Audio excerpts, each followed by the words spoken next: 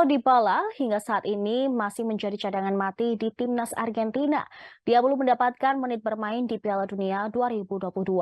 Posisi Dybala sebagai cadangan mati bahkan disebut-sebut karena Lionel Messi. Menanggapi hal itu, Lionel Scaloni selaku pelatih timnas Argentina buka suara.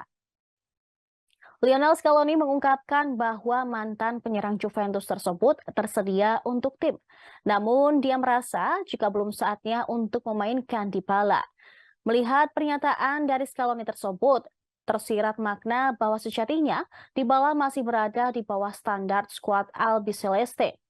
Paulo Dybala merupakan satu dari 6 pemain yang masih belum mendapatkan menit bermain di Piala Dunia 2022.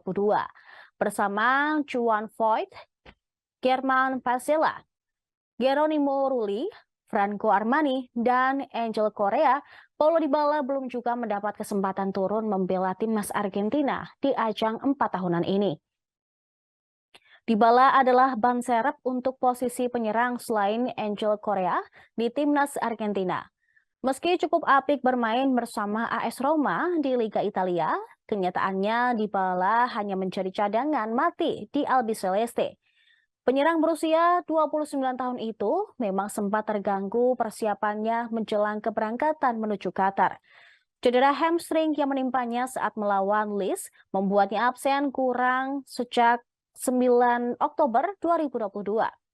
Banyak penggemar timnas Argentina mengungkapkan frustasi karena di media sosial seiring absennya Dybala.